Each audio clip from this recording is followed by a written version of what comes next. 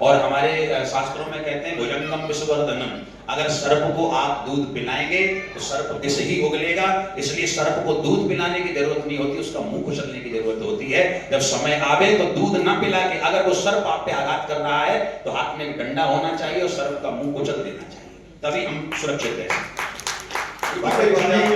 पाठक जी ने एक बड़ी सुंदर बात कही कि अगर समय आएगा तो हमें अपने प्राणों की आहुति देनी पड़े तो देंगे, और इसमें कोई दोहराई नहीं है। अगर आप कुछ दिन पहले का इतिहास देखेंगे तो पन्नाधाय का नाम सबने सुना है जी। पन्नाधाय ने अपने ही पुत्र को अपनी आंखों के आगे तलवार से कत्ल करा दिया, किसके लिए? राज्य और अपनी सत्ता को बचाने के लिए। तो ये मेरा देश पहले से ही इसको करता आया है, इसमें कोई दोहराई नहीं है। अगर हम लोगों को अपने प्राणों की, और कितने ही संत, जब मैं अब क्या बात करूं, जब कांग्रेस की सरकार थी कितने ही संतों को काट दिया गया, मार दिया गया, लेकिन कम से कम आज वो समय आ गया है। और अभी आप देख रहे हैं, लोग कहते हैं कि हिंदू सो रहा है, सो रहा है। मैं कह रहा हूं सो नहीं रहा, वो देख रहा है। जिस दिन शेर जाग गया, अभी तो आपने एक शेर का बच्चा देखा है, कौन? मुख्यमंत्री आदित्यनाथ योगी जी को देखा है। और जिस दिन शेर के बाप जाग गए तो उस दिन आप देखना कि पूरा उथल पुथल हो जाएगा।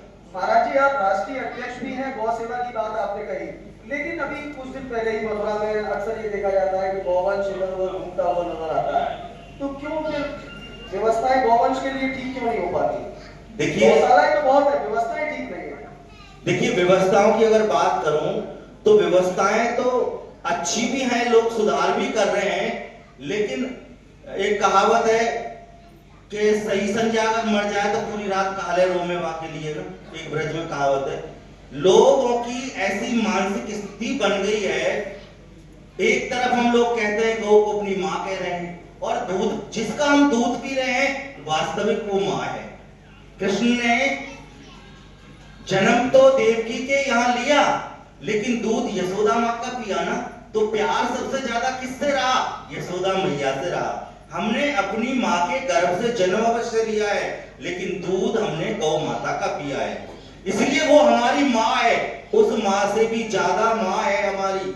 लोग क्या कर रहे हैं इसमें? गौशाला वाले क्या कर सकते हैं, मुख्यमंत्री क्या कर सकते हैं, विधायक क्या कर सकते हैं? ये तो हमें अपने आप में ही सुधार करना पड़ेगा। लोग क्या करते हैं, गाय को लेते हैं, दूध पीते हैं, और जैसे ही वो लात जाती है डंडा मार के बाहर निकाल देते हैं। अभी थोड़े दिन पहले केस आया, एक भक्त आया, बोला महाराज जी हमारे यहाँ एक गाय है, वो आप ले लीजिए गौशाला में। हमने कहा भैया कैसी गाय है? बोला दूध नहीं दे रही है और अब धन भी नहीं चढ़ी है, तो गौशाला में रख लीजिए। अच्छा, मन की तेरे घर में माता पिता हैं? बोला हाँ। तो अब कुछ काम करते हैं कि नहीं करते? कि हाँ, वो भी थोड़ा बहुत ही काम करते हैं, अब काम पे तो नहीं रहे, तो उन्हें भी गौशाला में छोड़ दिया। गाय जब दूध नहीं दे रही है, उसे गायशाला में छोड़ सकते हो, माँ बाप को क्यों नहीं छोड़ सकते? बोले महाराज जी माँ बाप को कैसे छोड़ दें, फिर गौ को कैसे छोड़ दें? तो सबसे पहले हम लोगों को ही कमी सुधारनी पड़ेगी। आज जो गौ माता भटक रही है ना, वो हम लोगों के कारण भटक रही है। गौशाला वाले भी क्या करें बेचारे, वो भी मजबूर है। या तो सरकार को ही कोई ऐसा संविधान लागू करना चाहिए कि गाय या और व्यक्ति के आधार कार्ड से कोई ऐसी कनेक्टिविटी कर दे कि अगर गाय छूटती है तो पता चल जाए किस व्यक्ति की गाय, और उस व्यक्ति को तुरंत जेल में डाल दो। विधायक जी बैठे हैं, मैं इनसे ये अनुरोध करूंगा कि मुख्यमंत्री साहब के सामने इस बात का प्रस्ताव रखें कि गौ को व्यक्ति के आधार कार्ड से लिंक कर दो।